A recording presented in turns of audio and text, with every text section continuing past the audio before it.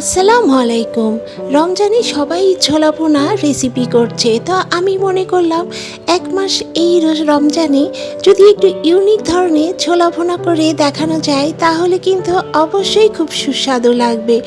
এবং চলুন দেখে নেওয়া যাক আজকের এই রেসিপিটা এত ইউনিকভাবে তৈরি করেছি, আশা করছি সবারই খুব ভালো লাগবে এই রমজানে ইউনিক একটা ছোলা ভুনার রেসিপি। এখানে আমি আগে থেকেই ছোলাটাকে ভিজিয়ে রেখেছিলাম এবং ছোলাটা যখন একদম ফুলে উঠেছে এখন আমি এটাকে প্রেসার কুকারে সিদ্ধ করে নিব। কারণ প্রেসার কুকারে যখন সিদ্ধ করবেন সময়টাও কম লাগবে এবং গ্যাস খরচটাও কম হবে। এখানে আমি একটু 3 কাপ মতো পানি অ্যাড করে সামান্য লবণ এবং 2 টুকরো দারচিনি দিয়ে দিচ্ছি। যখন এটা সিদ্ধ হবে এর ফ্লেভারটাও খুব সুন্দর আসবে দারচিনি দেওয়ার জন্য। সো দেখুন বন্ধুরা, এইভাবে আমি প্রেসার কুকারে সিদ্ধ করে নিচ্ছি। তো ছোলাটা যখন আমার সিদ্ধ হয়ে গিয়েছে এখন আমি একটু চেক করে দেখাবো কিরকম সিদ্ধ হয়েছে। তো হাত দিলেই একদম বোঝা যাচ্ছে।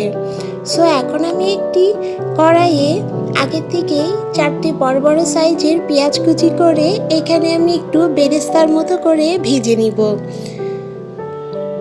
একটু লাল লাল করে এখানে আমার ভেজে নেওয়া হয়ে গিয়েছে। এখন আমি এই পেঁয়াজ বেরেস্তাগুলা তুলে দিব পরে অ্যাড করার জন্য। এখানে এবার আমি 1 টেবিল চামচ পরিমাণ আদা রসুন জিরার পেস্ট এবং 2টো এলাচ অ্যাড করে দিলাম। এখানে এবার আমি 1 চা চামচ পরিমাণ হলুদ গুঁড়া অ্যাড করে দিচ্ছি এবং আবারও একটু লবণ অ্যাড করে দিচ্ছি। প্রথমে একটু লবণ অ্যাড করেছিলাম এবং পরে আবার মশলার সাথে সামান্য পরিমাণ লবণ অ্যাড করে দিচ্ছি। এবং এখানে দেখুন বন্ধুরা, আমি 1 টেবিল চামচ পরিমাণ গরুর মাংসের মশলাটা অ্যাড করে দিলাম এবং 1/2 চা চামচ পরিমাণ ধনিয়া গুঁড়া। মশলাগুলো দিয়ে খুব ভালো করে এবার কষিয়ে নিব একদম তেল উঠে আসা পর্যন্ত। আমার চ্যানেলে যারা নতুন বন্ধুরা তারা কিন্তু অবশ্যই সাবস্ক্রাইব করে পাশের বেল আইকনটি প্রেস করে দিবেন এরকম নতুন নতুন রেসিপির জন্য। এখন আমি সিদ্ধ করে রাখা ছোলাগুলোকে অ্যাড করে দিচ্ছি এবং এখন একটু ভালো করে কষিয়ে নিব।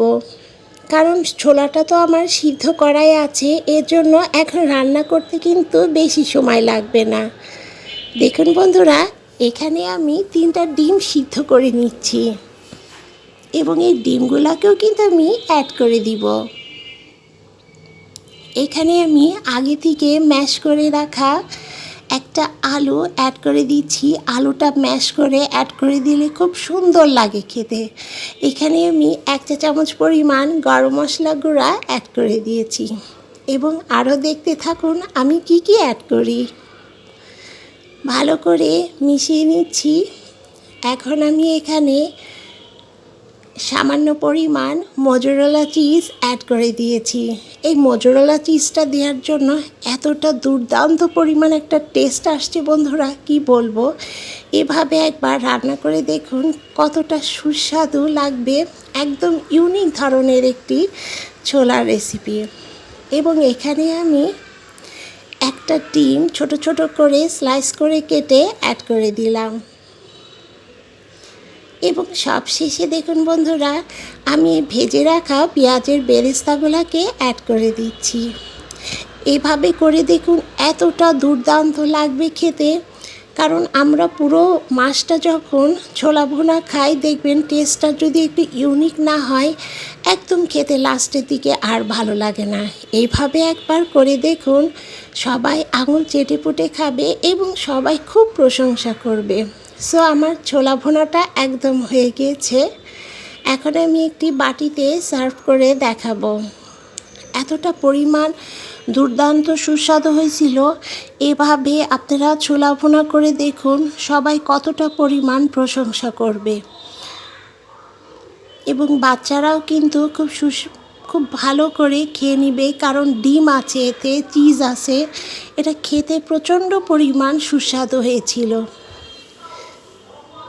তো যারা এখনও পর্যন্ত একটি লাইক দিতে ভুলে গিয়েছেন, আশা করব একটি লাইক দিয়ে অবশ্যই কিন্তু রেসিপিটা দেখে নেবে।